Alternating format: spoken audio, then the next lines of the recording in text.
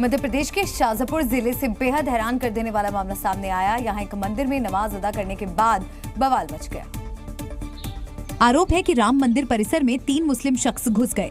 रोकने के बाद भी उन्होंने मंदिर परिसर में जबरन नमाज पढ़ी। ये मामला शाजापुर जिले के गुलाना गांव का है, जहां बाबू खां, रुस्तम खां और अकबर खां नाम के 3 भाइयों ने मंदिर परिसर में जाकर नमाज अदा की। पुजारी के मुताबिक 3 भाई शाम को करीब 5:45 बजे मंदिर परिसर में आए और वहां पर उन्होंने मंदिर परिसर में रखे हुए मटके के पानी से बाकायदा पैर धोए। उसके बाद वहीं बैठकर नमाज पढ़ने लगे। उन्हें ऐसा करते देख मंदिर के पुजारी ने रोकने की कोशिश की, लेकिन वो नहीं माने। मंदिर के पुजारी ने तीनों भाइयों के खिलाफ थाने में रिपोर्ट दर्ज करा दी है। फिलहाल पुलिस मामले की जांच कर रही है। मामला 25 अक्टूबर का बताया जा रहा है। पुजारी की शिकायत पर तीनों के खिलाफ मंदिर परिसर में नमाज पढ़कर धार्मिक भावनाओं को ठेस पहुंचाने का केस दर्ज किया गया है। यूपी के कुशीनगर के एक गांव में सरकारी जमीन पर मस्जिद और ईदगाह के निर्माण का मामला सामने आया। कुछ लोगों ने इसकी शिकायत की तो उसे धमकियां मिलने लगी और सोशल मीडिया के जरिए अंजाम भुगतने की धमकी दी जा रही है। हालांकि मुस्लिम पक्ष भी लोक निर्माण विभाग की जमीन पर मस्जिद और ईदगाह के निर्माण होने की बात मान रहा है, लेकिन साथ में उनका ये भी कहना है ये निर्माण 50 से 60 साल पुराना है। सच्चाई यही है कि ये जमीन पीडब्ल्यूडी का नाम से तो रास्ता के नाम से तो सही है। यह हमारे गांव में किसी हिंदू समुदाय के लोगों को ऐतराज नहीं है। शुरू से भी नहीं रहा, 50 साल पहले से नहीं रहा है और आज भी नहीं है। दरअसल कुशीनगर के तमकुही राज तहसील के गढ़िया चिंतामणि गांव से होकर लोक निर्माण विभाग की सड़क गुजरती है। सड़क के एक तरफ विभाग की खाली पड़ी जमीन पर बाउंड्री घेरकर एक ईदगाह का निर्माण हुआ था, जहां मुस्लिम ईद में नमाज अदा करते हैं। कुछ सालों बाद पीडब्ल्यूडी बाकी बची खाली जमीन पर मुस्लिमों ने ईदगाह से बिल्कुल सटे एक मस्जिद भी बना दी, जहां अब रोजाना नमाज हो रही है। तमकुही राज तहसील में सक्रिय सनातनी सेना को जब इस बात की जानकारी हुई तो उन्होंने इसकी शिकायत जिला प्रशासन सहित मुख्यमंत्री पोर्टल पर करते हुए इसके जांच की मांग की। मैंने एक IGRS के माध्यम से ये सड़क की जांच करवाई थी, जिसपे अवैध रूप से मस्जिद और ईदगाह का निर्माण किया गया था। राजस्व विभाग की टीम आई, उसका निरीक्षण किया, रिपोर्ट लगाई कि ये पूरी सड़क की जमीन को कब्जा करके बनाया हुआ है। इस मामले पर जब अधिकारियों से उनका पक्ष जानने की कोशिश की तो कोई भी इस मुद्दे पर कैमरे के सामने बोलने के लिए तैयार नहीं हुआ। अधिकारियों की दलील है कि उन्हें कैमरे पर बोलने का निर्देश नहीं है।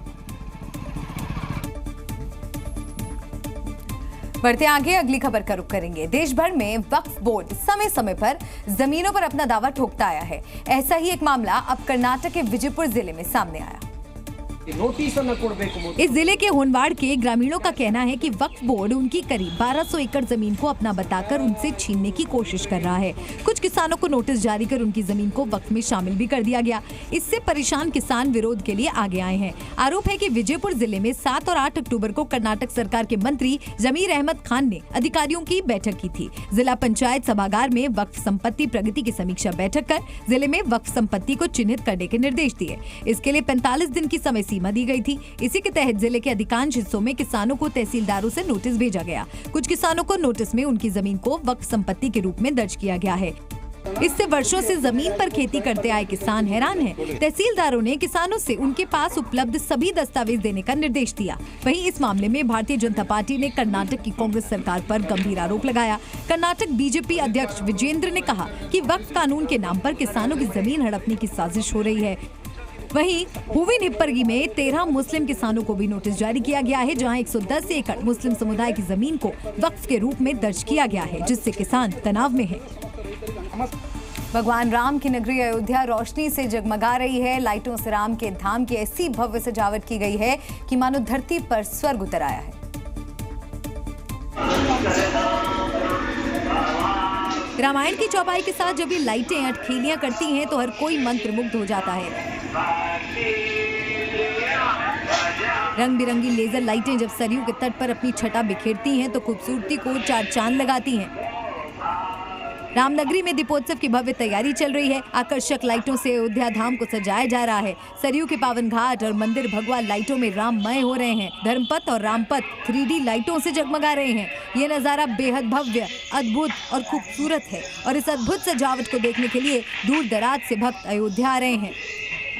यहाँ की जो तैयारियां है पूरी की जा रही है। राम की पैड़ी पर लेजर शो का ट्रायल भी शुरू कर दिया गया और तमाम लोग देखिए यहाँ पर घूमने के लिए यहाँ पर पहुंचे, इसको देखने के लिए पूरा नज़ारा यहाँ पर दिखाई दे रहा है कि कितना अद्भुत नज़ारा अयोध्या का दिखाई दे रहा है। और लोगों से बात भी करेंगे, कहाँ से आए हैं आप? अयोध्या को सजाया जा रहा है। आपने जो देखा कैसा लग रहा है? बहुत बढ़िया लगा और हम लोग भी दिया सजाए हैं आकर।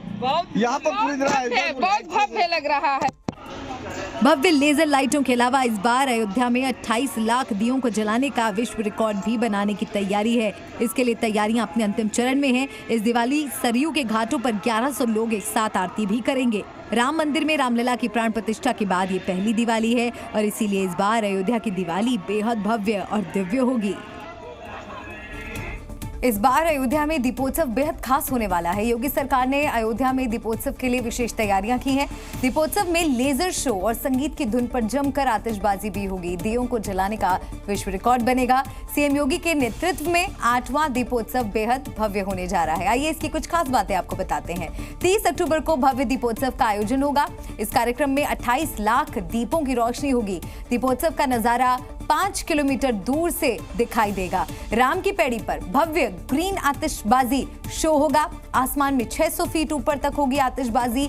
1500 मीटर के स्ट्रेच पर green aerial fire cracker show का आयोजन होगा।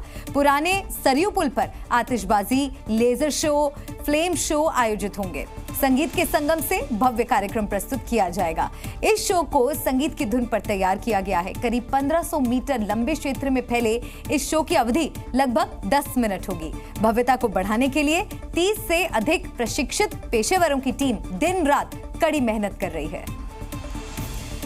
आतिशबाजी के अनोखे रंग अयोध्या नगरी को प्रकाशमान कर देंगे। इस वर्ष का दीपोत्सव भव्यता, सांस्कृतिक धरोहर और पर्यावरण सुरक्षा के संदेश के साथ विशेष रूप से मनाया जाएगा, जिससे ये दीपावली सबके लिए बेहद खास और मंगलमय रहे। त्योहार पर हर घर तैयारियां चल रही हैं, लेकिन सरकारें तैयार क्यों नहीं होती? दिवाली पर घर लौटने की होड़ में मुंबई के बांद्रा स्टेशन पर बड़ा हादसा हो गया। स्टेशन पर उमड़ी भीड़ और धक्का मुक्की में करीब 9 लोग घायल हो गए, जिनमें कई की हालत तो गंभीर है। कुछ यात्रियों ने चलती हुई हालत में इस ट्रेन को बोर्ड करने की कोशिश की, जिससे 2 यात्रियों को चोट आ गई। ये रेलवे का बयान है। अब सच्चाई देखिए। जमीन पर लहूलुहान पड़ा ये युवक अपने परिवार के पास लौट रहा था, लेकिन भीड़ और भगदड़ में पैर ही फ्रैक्चर हो गया। सबसे ज्यादा जो यात्री है मुंबई में दर दिन प्रवास करते हैं।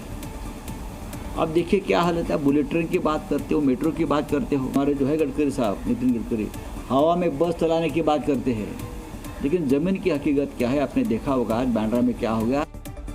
यानी हादसे के साथ सियासत भी शुरू हो गई, लेकिन समाधान पर कोई चर्चा तक नहीं। जबकि दिवाली पर घर लौटने की अभी तो ये शुरुआत है। वही सुना है, भीड़ अक्सर होती है। ऐसी भीड़ तो त्योहार के टाइम पे होती है, वैसे इतना नहीं होती है। सवाल ये है, जब त्योहारों पर भीड़ है तो भीड़ के प्रबंधन का इंतजाम क्यों नहीं? आम जनता की जान की कीमत को कुछ न समझने वाले पॉलिटिक्स तो खूब कर रहे, लेकिन लोग दिवाली पर घर कैसे लौटेंगे, इस पर बात क्यों नहीं होती? और दिवाली पर भला कौन नहीं चाहता कि लोग अपने घर लौटे, अपने परिवार वालों के साथ दिवाली मनाएं, लेकिन लौटे तो लौटे कैसे? ना ट्रेन, ना प्लेन। बांद्रा में जो कुछ हुआ उसके बाद रेलवे की तैयारी और दावे समझना बहुत जरूरी है।